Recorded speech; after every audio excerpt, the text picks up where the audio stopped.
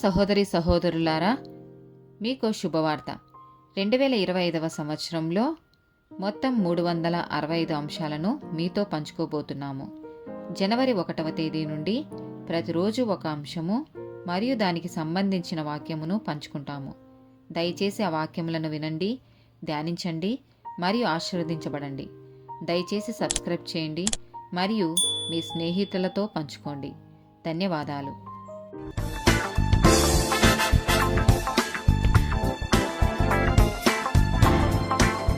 244th day topic అతి విశ్వాసం. సామెతల గ్రంథము 16వ అధ్యాయము 18వ వచనము. నాశనమునకు ముందు గర్వము నడుచును, పడిపోవుటకు ముందు అహంకారమైన మనస్సు నడుచును. ఇర్మియా గ్రంథము 9వ అధ్యాయము 23-24 వచనాలు. యెహోవా ఈలాగు సెలవిచ్చుచున్నాడు, జ్ఞాని తన జ్ఞానమును బట్టియు శూరుడు తన శౌర్యమును బట్టియు అతిశయింపకూడదు. ఐశ్వర్యవంతుడు తన ఐశ్వర్యమును బట్టి అతిశయింపకూడదు. అతిశయించువాడు దేనిని బట్టి అతిశయింపవలెననగా, భూమి మీద కృపచూపుచు నీతి న్యాయములు జరిగించుచున్న యెహోవాను నేనే అని గ్రహించి నన్ను పరిశీలనగా తెలుసుకొనుటను బట్టియే అతిశయింపవలెను.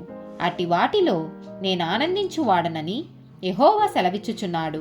ఉపద్య గ్రంథము 1వ అధ్యాయము 3-4 వచనాలు.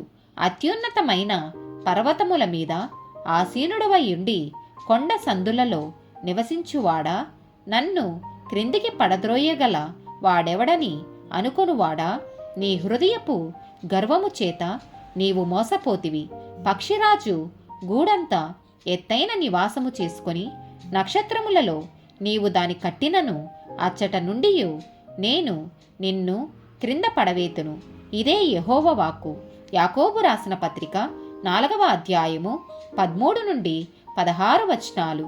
నేడైనను రేపైనను ఒకానొక పట్టణమునకు వెళ్ళి అక్కడ 1 సంవత్సరం ఉండి వ్యాపారము చేసి లాభము సంపాదింతము రండని చెప్పుకొను వారలారా, రేపేమి సంభవించునో మీకు తెలియదు.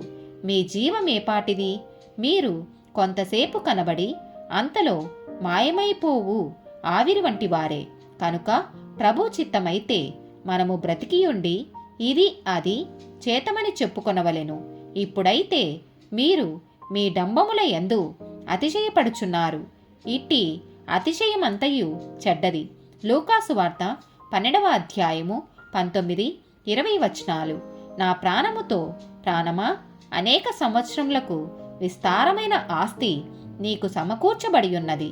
సుఖించుము, తినుము, త్రాగుము, సంతోషించమని చెప్పుకొందుననుకొనెను. అయితే దేవుడు, వెరివాడా, ఈ రాత్రి నీ ప్రాణమును అడుగుచున్నారు. నీవు సిద్ధపరిచినవి ఎవని వగునని అతనితో చెప్పెను. మత్తయి సువార్త 26వ అధ్యాయము 33, 34, 40 వచనాలు.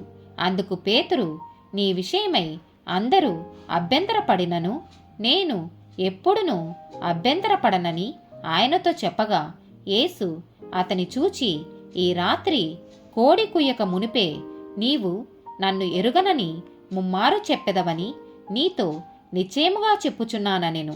ఆయన మరలా శిష్యుల యొద్దకు వచ్చి, వారు నిద్రించుట చూచి 1 గడియ అయినను నాతో కూడా మేల్కొని ఉండలేరా? 1 కొరింథీయులకు రాసిన పత్రిక 10వ అధ్యాయము 12వ వచనము. తాను నిలుచున్నానని తలంచుకొనువాడు పడకుండునట్లు జాగ్రత్తగా చూచుకొనవలెను. ఆమేన్.